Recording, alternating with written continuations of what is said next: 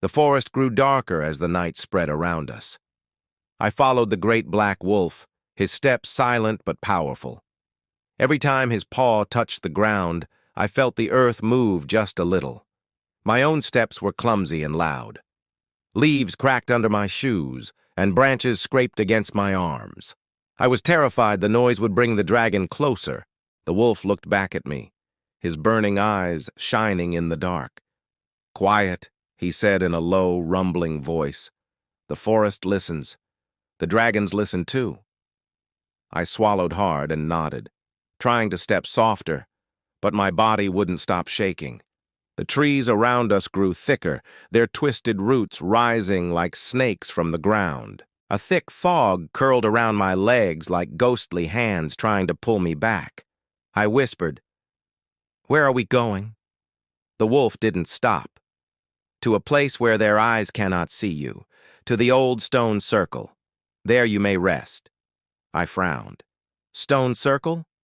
He gave no answer, only walking deeper into the darkness.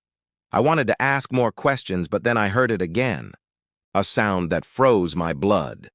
A deafening roar shook the sky. Somewhere above the trees, massive wings beat the air, pushing a gale through the branches. Leaves rained down, and I grabbed a tree to stop myself from falling. "It's coming!" the wolf growled, his fur rising like spikes. "Do not stop!" My heart hammered against my ribs as I forced my legs to move faster. The forest seemed endless, and the sound of wings grew louder, closer. Then, with a heavy crash, something landed nearby. The ground shook violently, trees snapped, the air filled with the smell of smoke and ash.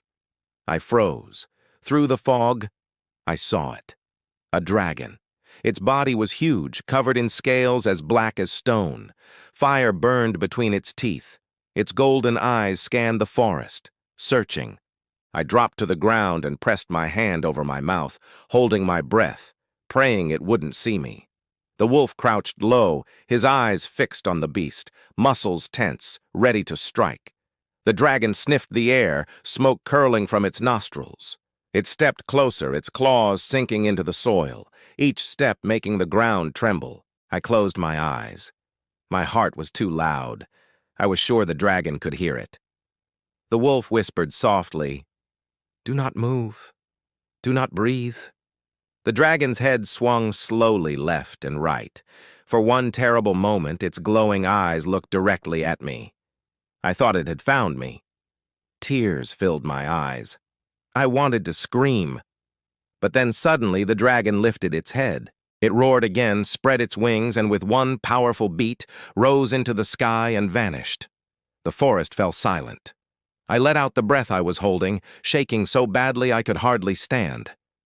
That thing was real," I whispered. "A real dragon."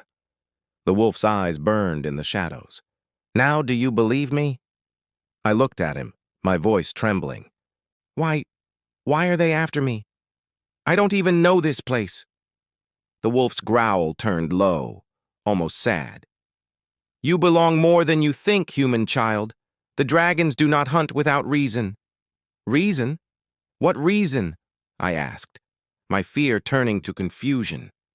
The wolf stepped closer. "You carry something hidden even from yourself. That is why they search for you." I shook my head. "I don't have anything." The wolf's gaze was sharp. "Not yet, but soon you will know." He turned and started walking again. "Come, we must reach the stone circle before the night ends." I hesitated but followed him. I couldn't survive this forest alone. We walked for what felt like hours, strange noises whispering from the shadows. His presence, though frightening, gave me a strange kind of safety. At last, we reached a clearing. In the middle stood tall stones in a circle, ancient and covered in moss. The wolf stopped. "We are here. The stones are old magic. No dragon dares to enter." I stepped inside the circle. The air felt heavy. I touched one of the stones. It was warm, as if alive. I turned to the wolf. "What is this place?" He looked at me for a long time before answering. "This is where the truth begins." My heart skipped a beat. I opened my mouth to ask more, but then, from far away, another dragon's roar filled the sky. This one was louder, stronger.